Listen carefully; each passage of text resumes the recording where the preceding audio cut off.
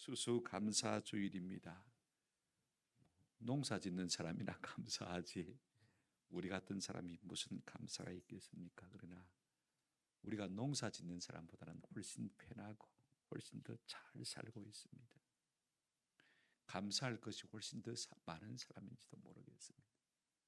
저도 처음 전도사 시절에는 한 달에 2만 원 사례받고, 그 다음에 군목이 되어서 군에 가니까 25만 원이나 주더라고요. 집도 주고 억수로 부자가 된 느낌이었습니다. 지금은 뭐 25만 원에 10배를 받고 있으니까 그죠? 처음보다는 이제 100배의 생활비를 더 받고 있습니다. 물론 그때나 지금이나 늘 그죠? 빠듯한 것은 마찬가지만 그래도 훨씬 잘 먹고 잘 사는 것이 우리 아닙니까? 탈무드에 보면 이런 말이 있습니다. 세상에서 가장 현명한 사람은 항상 배우는 사람이에요. 세상에서 가장 강한 사람은 자기를 이기는 사람이며, 세상에서 가장 행복한 사람은, 한번 따라 합시다, 감사하는 사람이다. 행복하십니까? 내 마음에 감사가 있다면 여기가 천국입니다. 윌리엄 블레이크라는 유명한 시인은 감사는 그 자체가 천국이라고 했습니다. 아무리 좋은 삶을 누려도 감사가 없으면 그곳은 지옥입니다. 아멘. 비록 거지와 같이 살아도 내 삶에 감사가 있다면요, 그곳이 천국인 것입니다. 에크하트라는 유명한 신비주의자는 이런 말을 했습니다. 우리가 살면서 하는 유일한 기도는, 한번 더 합시다, 감사합니다. 하나로 충분하다. 무슨 다른 말이 필요하겠습니까? 여러분, 시편은 전체가요 기도와 감사, 찬양으로 되어 있습니다. 맞습니까? 우리의 신앙생활에서 기도, 그죠? 찬양, 이거 빼고 뭐 더 할 것이 뭐가 있습니까? 근데 우리의 타락한 본성은요, 감사하기보다는, 찬양하기보다는 원망과 불평이 너무 많습니다. 칭찬과 격려를 보내기보다는요, 오히려 비난과 비방하기가 훨씬 더 쉬운 인생들인 것을 우리가 잘 알고 있지 않습니까?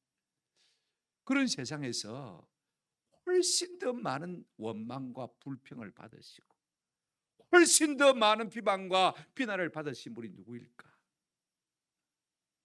세상에서 가장 많이 원망과 불평을 받고 비난과 비방을 받으시는 분이 누구일까요? 하나님 아니에요.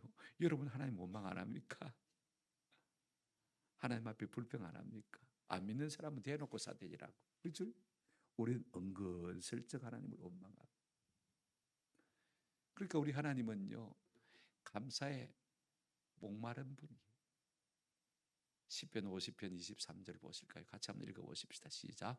감사로 제사를 드리는 자가 나를 영화롭게 하나니 그의 행위를 옳게 하는 자에게 내가 하나님의 구원을 보이리라. 많은 사람이 원망하고 불평하고 비난하고 비방하니까 하나님은요, 감사에 굶주렸어요. 감사로 제사를 드리는 자가 나를 뭐 한다고 했습니까? 영화롭게 한다고 했습니다. 그것이 옳은 행위라고 했습니다. 그런 사람에게 내 구원을 보여주겠다고 말씀하신 것을 볼 수가 있습니다. 날마다 하나님의 구원을 경험하고 사시기를 원하십니까? 하나님께 감사하는 저와 여러분 되시기를 주님의 이름으로 축원합니다. 저는 시편 71편을 참 좋아합니다. 어렸을 때부터 좋아했어요. 꼭 나를 닮은 것 같습니다. 오늘 본문이 더욱 그렇습니다. 어릴 때부터 저도 주를 섬겼잖아요. 또 제 마음을 참 많이 닮았어요. 나중에 말씀드리겠습니다만, 그런가 하면 기도조차도 꼭 제 기도하고 닮았습니다. 아니, 내가 이분의 기도를 배웠습니다. 71편의 저자가 누구인지는 알 수 없지만요, 오늘 우리가 본문을 보면서 이 말씀이 항상 제 마음속에 닿았는데 비로소 오늘에야 처음으로 이 본문을 가지고 설교를 하게 되었습니다. 왜 우리가 감사 찬송해야 할까? 감사 찬양할 이유가 무엇일까? 과거와 현재와 미래에 있어서 무엇 때문에 우리가 하나님 앞에 감사 찬양해야 할까 하는 것을 우리가 이 시편 저자의 흐름을 따라서 같이 보고 듣고 생각하시면서 은혜와 도전을 받으시기를 주의 이름으로 축원합니다. 첫 번째로 우리가 하나님께 감사 찬양해야 할 이유가 있다면 과거에 주께서 우리를 모태로부터 한번 따라합시다. 택하셨기 때문입니다. 택하셨기 때문에. 5절 6절의 말씀이 그렇습니다. 저는 모태신앙입니다. 그렇죠? 근데 오늘 보니까 주 여호와여 주는 나의 소망이시오. 내가 언제부터요? 어릴 때부터 신뢰한이시라. 6절 보십시오. 뭐라고 했습니까? 내가 모태에서부터 주를 뭐 했고요? 의지했고 나의 어머니에 비해서부터 주께서 나를 택하셨사오니 그렇게 말한 것을 볼 수가 있습니다. 모태신앙이 참 좋긴 좋아요. 그런데 모태신앙이 안 좋은 것이 훨씬 더 많습니다. 이 모태신앙들은요 항상 못해 뭘 못해요. 은근슬쩍한 건 있는데 뭘 못해. 제 구실을 잘 못해요. 우리가 다니엘 기도회 그죠? 저녁 시간마다 간증을 듣지 않습니까? 인생의 중년에 하나님께로 돌아온 사람들은 하나님을 만난 확실한 증거가 있습니다. 그죠? 드라마틱하지 않습니까? 그죠? 그런가 하면 다이나믹합니다.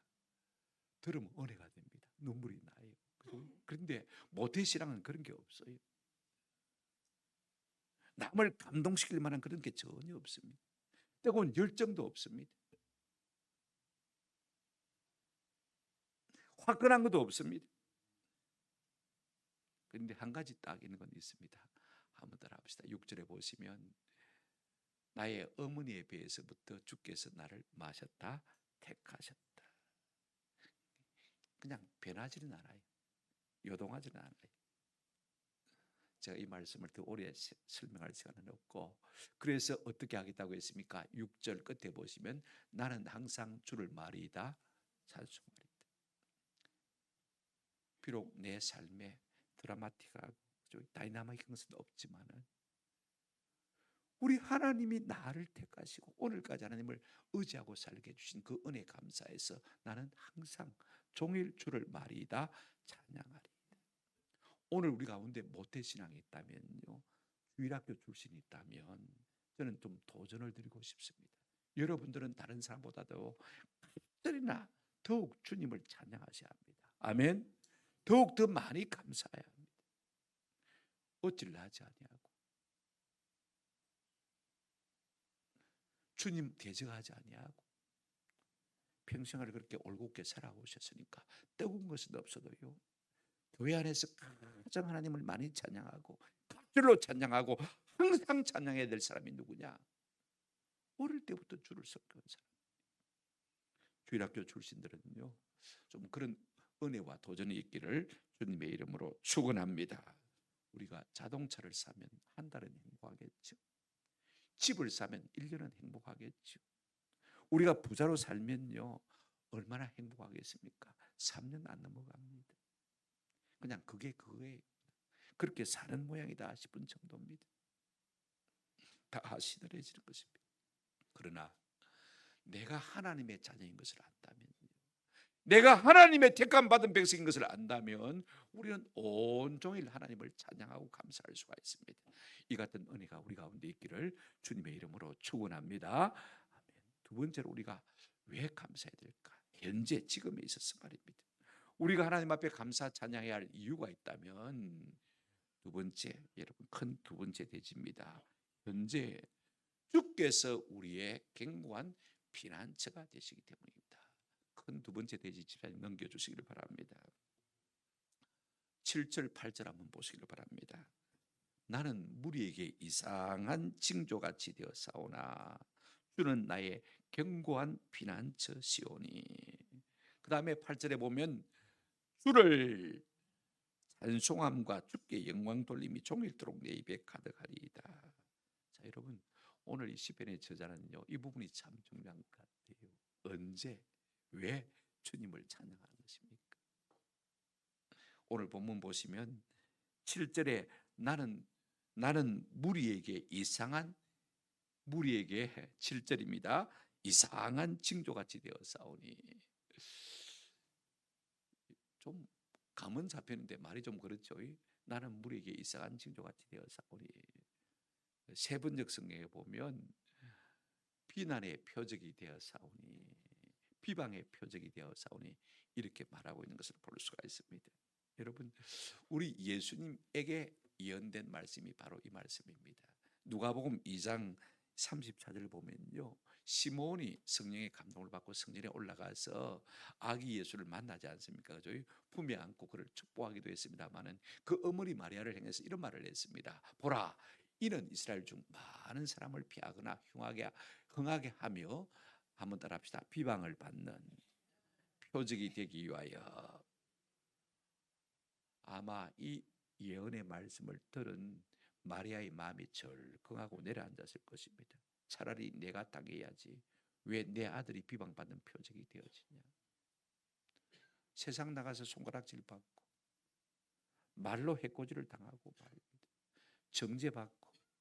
그래서 그 마음이 절망하고 낙심하면 그 부모의 마음이 어떠하겠습니까? 사실은요, 예수 믿는 우리가 다 그렇습니다. 아무것도 아닌데 예수 믿는 그것 때문에 말입니다. 은근히 직장에서도 무시당합니다. 은근히 친구들도 은근슬쩍 뭡니까? 무시합니다.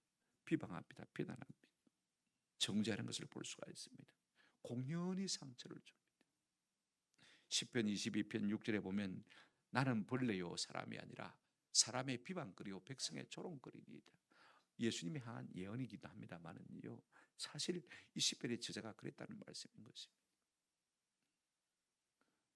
잘 믿으려고 하면 할수록 사람들에게는 이상한 벌레처럼 느껴지는 것입니다. 비방거리가 되어지고 조롱거리가 되어지는 것을 볼 수가 있습니다. 다윗은 경건한 왕이었습니다만은요, 왕임에도 불구하고 주변의 정적들이 그를 향해서 비난과 비방을 끊임없이 쏟아냈습니다. 시편 읽어보십시오. 다 일일이 제가 예를 들지 못합니다만은요, 그가 왕이지만은 넷째 아들인 압살롬에게 왕위를 찬탈하려고 아들이 난을 일으켰습니다. 쿠데타를 일으킨 것이죠. 그러니 아들하고 싸울 수 있습니까? 자리를 비우고 피난을 갑니다.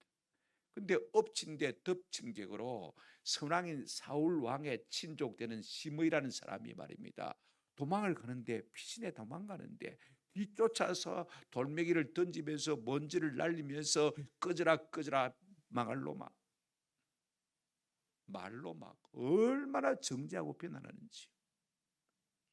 그때 호위하고 있던 아비새 장군이 저 개 같은 인간을 칼로 치리까, 단칼에 치리까. 여러분, 이것이 인생입니다.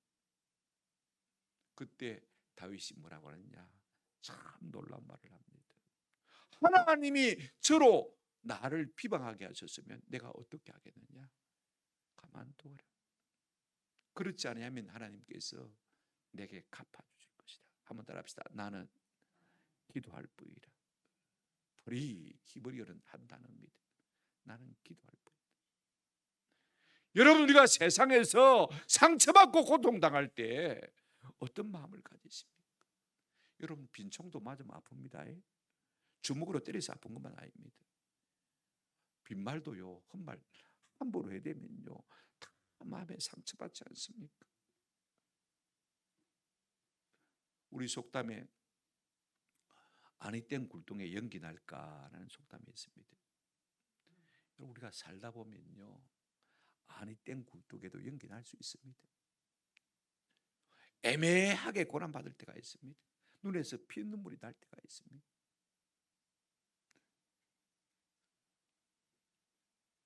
살면서 받는 고통과 상처가 이루 말할 수가 없습니다. 그래서 나는 비난의 표적이 될 때가 참 많습니다. 그런데 우리가 왜 감사해야 될까? 그럴 때 오늘 본문 보시기를 바랍니다. 7절 하반절을 보시면 한번 더 합시다. 주는 나의 견고한 피난처시오니. 우리가 아무리 살면서 상처를 입어도요, 달려가서 안길 품이 있으면 힘을 얻을 수 있습니다. 맞습니까? 어머니의 품에 안겨서 엉엉 울고 나면요, 그냥 씻겨 나가는 것입니다. 우리가 아무리 몸과 마음이 찢겨져도 가서 고침받고 치료받을 성소가 있다면 그래도 우리는 행복한 사람인 것입니다. 그런데 우리는 그런 품이 있습니다. 우리의 하나님이 우리의 뭐가 된다고 했습니까? 견고한 피난처가 된다고 했습니다. 영어 성경에는 strong refuge라는 말을 쓰고 있는 것을 볼 수가 있습니다. 그래서 제가 앞으로 우리 교회 이름 앞에 ST를 쓸까? 세인트, 성이 되겠죠, 그죠? 그런데 저는 다른 의미를 생각해 봤습니다. 견고한 피난처 된 부산 고은교회, 이렇게 한번 써볼까 생각을 해요. 저는요, 우리 하나님의 품이야말로 우리의 견고한 피난처가 되는 줄로 믿습니다. 그런데 여러분, 우리가 상처받을 때, 세상에서 몸과 마음이 찢겼을 때, 고통당할 때 얼마나 주님의 품 안으로 달려가 보았습니까? 시편 34편 19절에 보면 의인은 고난이 많으나 여호와께서 그의 모든 고난에서 뭐 한다고 했습니까? 건진다 그랬습니다. 오늘 우리가 고난 당할 때요, 우리를 안아주시고 고쳐주시고 치료해주시고 만져주시는, 좀 우리의 견고한 피난처 되신 주님께로 달려나갈 수 있는 은혜가 있기를 주님의 이름으로 축원합니다. 전광 목사님이 쓴 오래된 책입니다만은 감사가 내 인생의 답이다라는 책에 보면 이런 이야기가 하나 나와요. 어떤 목사님이, 이름이 안나웅 목사님인데 미국의 한인교회 청빙을 받았습니다. 노스캐롤라이나 주에 이제 작은 교회로 청빙을 받아갔는데 그 교회는 소위 왕언니라고 하는 권사님이 계셨습니다. 미군 가족이죠. 한국에 있다가 미군하고 결혼해서 이제 미국의 틀을 잡고 사는 오래된 왕언니 권사님이 계셨습니다. 이분한테 잘못 보이면요, 목사고 뭐고 소용없습니다. 앞에 있는 세 목사도 이 왕언니한테 잘못 보여가지고 다 쫓겨났습니다. 그래서 목사님도 조심하지요. 근데 자기도 모르게 한 번은 뭔가 표정이 이상하더랍니다. 아이고, 내가 실수를 했나? 그래서 더 다가가서 군사님하고 더 씩씩 웃으면서 이야기를 해도요, 냉정하더랍니다. 손 악수를 한번 탁 물리쳐버려. 얼마나 더 오래 할 수 있겠습니까? 세 사람이나 쫓아냈는데 사표를 써야 되냐 생각을 하다가 이 목사님이 3일 금식 기도를 하기로 했답니다. 여러분, 우리가 마음에 많은 고통과 상처가 있을 때 우리의 견고한 피난처 대신 하나님께로 나아가지 않는 것이 우리의 문제인 것 같아요. 우리의 견고한 피난처가 있음에도 불구하고 우리가 안 나가더란 말입니다. 그게 뭡니까? 기도의 자리로 나가는 거 아닙니까? 그 3일 금식을 하기로 딱 하고 금식하면서 기도를 하고 있는데 하나님께서 그런 깨달음을 주시랍니다. 그래도 그 왕언니도 감사할 게 있대. 네가 생각해봐라. 그래서 그러면 내가 한번 생각해보자, 써보자. 그래서 노트에 쓰기 시작했는데 3시간 만에 한 50개가 생각이 나서 쓰더랍니다. 머리를 찧어내면서 억지로 감사할 제목을 50개를 찾았대요. 억지로 만들어낸 감사가 무슨 유익이 있을까? 그래도 유양에 시작했으니까 내가 100개는 한번 채워보자. 그래서 100개를 다 쓰고 나니까 새벽기도 시간이 됐더랍니다. 억지로 찧어 짜면서 100가지 감사 제목, 그 왕언니에 대한 감사 제목을 썼는데 좀 아깝더랍니다. 직접 주기가 좀 민망하고요. 그래서 아침에 슬쩍 이 왕언니 권사님 집 우체통에 넣었답니다. 그런데 마음에 좀 환한 빛이 오더랍니다. 미운 생각보다는 그분에 대한 감사한 마음이 더 많이 들더라는 거예요. 그랬는데 사흘이 지나도 이 왕언니 권사님이 답이 없는 거예요. 아이카, 더 내가 심기를 건드린 모양이다 하고 걱정을 하고 주일날 이제 예배를 하려고 하는데 이 왕언니 권사님이 팔을 딱 벌리고 목사님한테 다가오더니 막 덥석 안으면서 목사님도 사람이요. 아니 내가 목사님을 쫓아내려고 그렇게 못되게 구르는데 100가지 감사라니. 내가 우체통에서 그 편지를 꺼내들고 읽으면서 얼마나 눈물이 나는지, 운전을 해가면서 눈물이 나가지고 사고를 낼 뻔한 적도 있습니다. 그러더라는 것입니다. 제가 왜 이야기를 하는 것입니까? 제가 두 가지를 생각해서 이야기를 들으면서 말입니다. 디모데전서 우리가 4장 4절에 보면 하나님께서 지으신 모든 것이 선함의 감사함으로 받으면 버릴 것이 있다 없다? 없다. 사람도 그렇습니다. 내가 공연히 아이고 징징 짜사서 싫고, 저 친구는 입만 열면 비판하고 아이고 그래서 싫고, 그죠? 성적이 너무 급해서 싫고.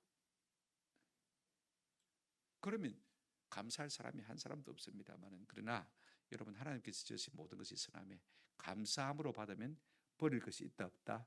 버릴 것이 없다는 것입니다. 이 은혜가 언제 주어지느냐? 한번 더 합시다. 견고한 피난처 대신 주님께 나아가야 깨달아지는 거예요. 아멘. 그러니까 내가 상처받았다고 생각하지만은 아무 상처가 안 되는 거예요. 하나님이 싸매 주시는 거예요. 나를 고쳐 주시는 거예요. 나를 치료해 주시는 거예요. 또 하나 깨달은 것은 무엇이냐면요, 우리의 몸과 마음이 찢길 때마다, 우리가 상처 입을 때마다, 우리가 피해자의 자리에 들어갈 때마다 내가 이 문제를 어떻게 해결하려고 하는 것이 아니라 하나님의 견고한 피난처 되신 하나님의 품 안으로 나아가는 은혜가 있기를 주님의 이름으로 축원합니다. 제가 잘 말씀하는 게 있죠. 잠언 18장 10절 말씀입니다. 여호와 이름은 견고한 망대라, 의인은 그리로 달려가서 마음을 얻는다고 했습니까? 안전함을 얻는다고 했습니다. 누가 하나님 보시기에 의인이냐? 내 문제를 가지고 내가 실험하는 사람이 아니라, 내가 받은 상처 때문에, 내가 찢긴 몸과 마음 때문에 하나님을 원망하는 사람이 아니라 견고한 피난처 되시는 그 하나님께로 나아가는 그 사람이야말로 의인인 것입니다. 아멘. 그런 사람이 하나님의 견고한 망대 되심을 경험할 수 있는 것입니다. 저는 이와 같은 은혜가 우리 가운데 있기를 주님의 이름으로 축원합니다. 그런 사람의 마음속에는 팔들의 찬양이 터지지 않을 수가 없는 것입니다. 주를 찬송함과 주께 영광 돌림이 총일도록 내 입에 가득하리. 아멘. 세상은요, 환난이 그칠 수가 없습니다. 고난이 그칠 수가 없습니다. 그러나 아무리 고난이 많아도 우리의 견고한 피난처 되시는 주님께 나아갔을 때 우리가 위로와 힘을 얻고 고침받고 치료받는다면요, 그죠? 감당할 만하잖아요. 그러니 내가 하나님을 맞이 않을 수가 없다고요? 찬양하지 않을 수가 없는 것입니다. 저는 이 이유 때문에 우리 하나님께 감사하며 찬양하는 저와 여러분 되시기를 주님의 이름으로 축원합니다. 우리가 비난받고 비방받고 내 자존감이 땅에 들었을 때 우리의 자꾸 자존심을, 우리의 자존감을 어루만지고 그 비방과 비난을 어루만지면요, 비난과 비방은요, 한번 더 합시다, 괴물과 같습니다. 더 커집니다. 더 커집니다. 자아를 어루만지지 마세요. 그 비난을 붙들고 묵상하지 마세요. 그 문제를 들고 우리의 견고한 피난처가 되신 하나님께로 나아가는 은혜가 있기를 주님의 이름으로 축원합니다. 우리 하나님은 견고한 피난처가 되십니다. 환난 날에 만날 큰 도움이 되십니다. 할렐루야. 그렇습니다. 그분께 나가면 고침받고 치료받는 것입니다. 그러니 내 입술로 주님을 찬양하지 않을 수가 없는 것입니다. 이런 은혜를 경험한 사람은요, 늘 찬송이 흥얼거리지 않을 수가 없는 것이죠. 세 번째로 가장 놀라운 것은요, 우리가 하나님 앞에 감사 찬양해야 할 이유가 있다면 앞으로도 주님은 우리를 버리지도 아니하시고 떠나지도 아니하시겠기 때문에 우리가 주님을 감사 찬양해야 되는 것입니다. 여러분, 우리가 잘 아다시피 미래는 불안합니다. 맞습니까? 더 두렵습니다. 우리 인생은 살아가면 살아갈수록 더 힘들 것입니다. 그런가 하면 우리 인생은 반드시 늙고 맙니까? 병듭니다. 우리의 대부분이 다 아프잖아요. 우리가 다 소외의식을 갖고 있잖아요. 자녀들도 서서히 나를 멀리하고 말입니다. 그죠? 그런 거 다 느끼고 있잖아요. 우리가 약해지면 소용이 있을 때는 몰라도 유용해 먹지만은 내가 아무런 이용 가치가 없으면 버리고 떠나가는 것이 비정한 인간 세계입니다. 앞으로 우리는 이와 같은 일들을 더 많이 경험하면서 살게 될 수밖에 없는 것입니다. 9절 보십시오. 늙을 때 나를 버리지 마시며 내 힘이 쇠해갈 때 나를 떠나지 마소서. 하나님께 기도하고 있습니다만은, 그러면 누가 나를 버린다는 말입니까? 누가 나를 떠난다는 말인 것입니까? 1차적으로는 내 주변의 사람들입니다. 왜냐하면 10절 11절에 보시면 내 원수들이 내게 말하며 내 영혼을 엿보는 자들이 스럽게 하여 이르기를 하나님이 그를 버리셨은즉 따라잡으라 건질 자가 없다 하오나, 사람들은요 10번 잘하다가도 한 번 잘못하면 뭐합니까? 그냥 내팽개치는 것이 사람입니다. 맞습니까? 우리도 그런 경험이 있잖아요. 그죠? 다 그런 존재들입니다. 입에 달면 삼키고 쓰면 뱉고, 이게 우리 인생입니다. 그러나 더 큰 두려움이 무엇입니까? 오늘 이와 같이 기도하는 이유가 무엇입니까? 하나님도 잘못하면 나를 마실겠다, 버릴 수 있겠다. 사람에게 버림받는 것이야 잠시지만은요, 하나님 앞에 버림받으면 이건 영원이잖아요. 이건 저주가 되잖아요. 절망이잖아요. 그래도 내가 젊고 건강하면요 뭐 견딜만 하죠. 그러나 내가 늙고 병들었는데, 사람들이 자꾸 나를 버리고 떠나가는데, 하나님마저도 나를 버리고 떠나간다면 어떻게 감당하겠어요? 그러나 우리가 한 가지 꼭 기억하십시다. 사람은 나를 버리고 떠나갈지라도, 한번 들읍시다. 하나님은 결코 나를 버리지도 나를 떠나지도 아니하실 것입니다. 아멘. 12절 하나님이여 나를 멀리하지 마소서. 나의 하나님이여 속히 나를 도우소서. 기도하는 것을 볼 수가 있습니다. 왜 이렇게 기도하는 것입니까? 하나님은 나를 버리지도 아니하시고 나를 떠나지도 아니하실 하나님이신 것을 믿기 때문에 이렇게 기도하는 것을 볼 수가 있습니다. 그런가 하면 더 나아가서 하나님은 내 모든 원수들을 갚아주실 것도 알았습니다. 13절을 보시기를 바랍니다. 내 영혼을 대적하는 자들이 수치와 멸망을 당하게 하시며 나를 모해하려 하는 자들에게는 욕과 수욕이 덮이게 하소서. 저들이 나를 버렸습니다. 저들이 나를 떠나갔습니다. 나를 까닭 없이 모욕했습니다. 하나님 어떻게 하시겠습니까? 하나님 갚아주시겠죠.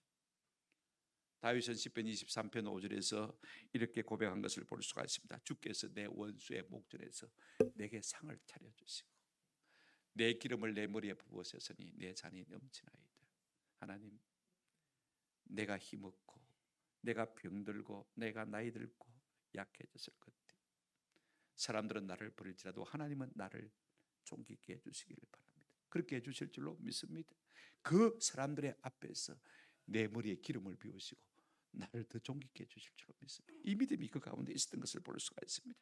그래서 18절에도 이렇게 기도합니다. 하나님이여 내가 늙어 백발이 될 때도 나를 버리지 마시며 내가 주의 힘을 후대에 전하고 주의 능력을 장래 모든 사람에게 전하기까지 나를 버리지 마소서. 저는 이 말씀이요 항상 제 기도가 되었습니다. 우리 아버지가 40대 돌아가셨고 제 할아버지가 제가 들으니까 40대 돌아가셨다고 그래요. 그러면 나도 영락 없이 40대에 죽겠다. 그 40대에 제가 뭘 새롭게 좀 계획을 해보려고 하는데 갑자기 몸이 안 좋더라고. 아하, 죽을 모양이다.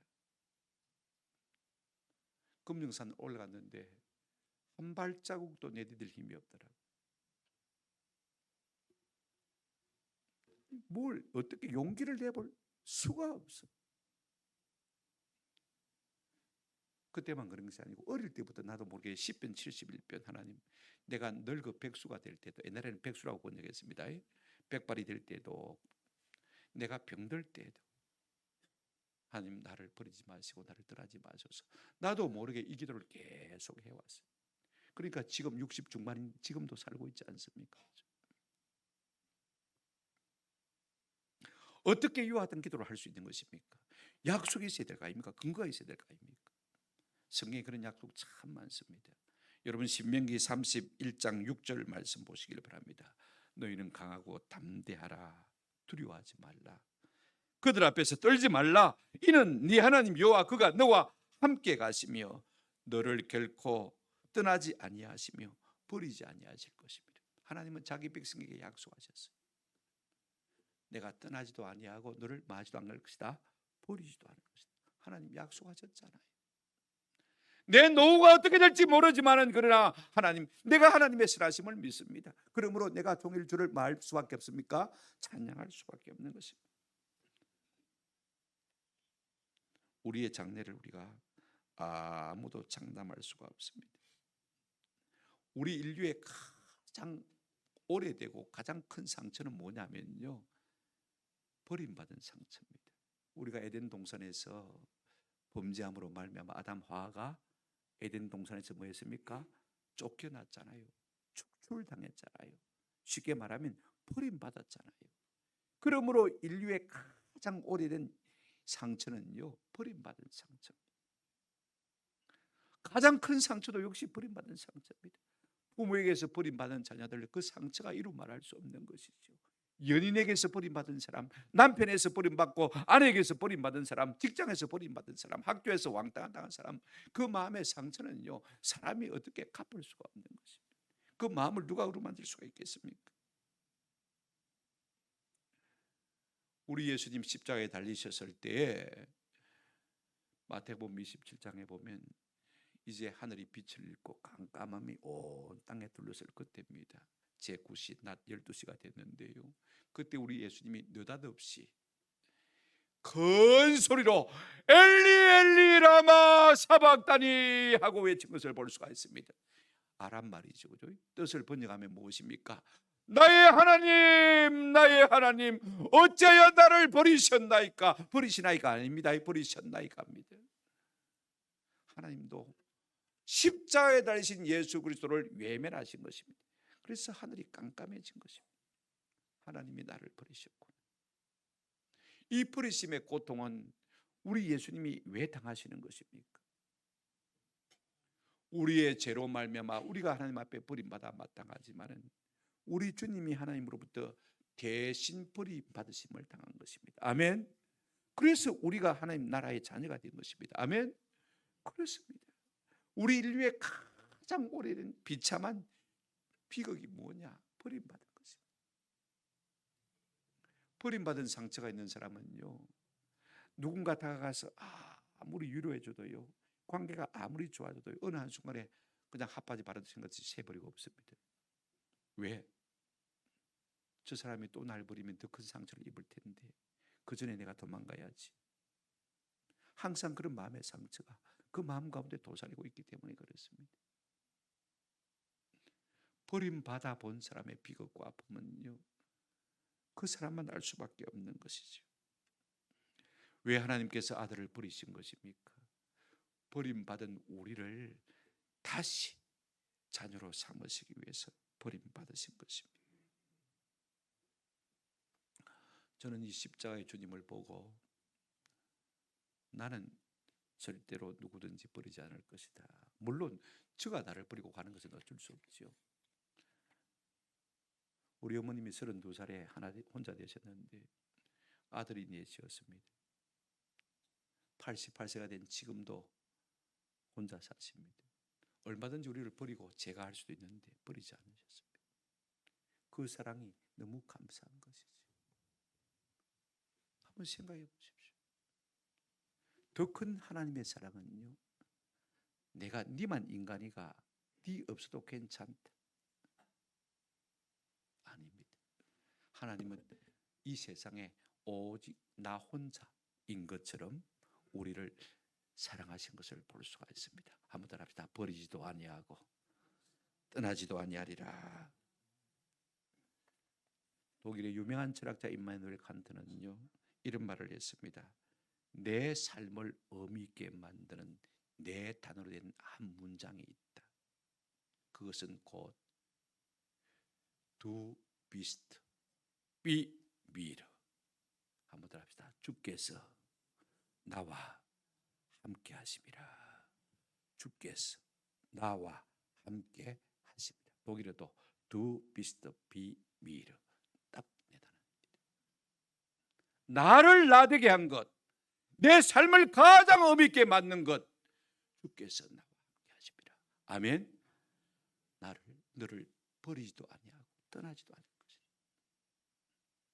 그랬더니 오늘 어떤 찬송이 터져나오고 있습니까? 14절 보시길 바랍니다. 나는 항상 소망을 품고 주를 더욱더욱 찬송하리이다. 장래에도 나를 버리지도 아니하시고 떠나시도 아니하실 그 주님의 사랑을 생각하면 내가 소망을 품고 종일 어떻게 한다고요? 더욱더욱 주를 말이라 찬송하리이다. 더일라란 말은 감사하다 말도 되죠. 그죠? 찬송하다, 감사하다.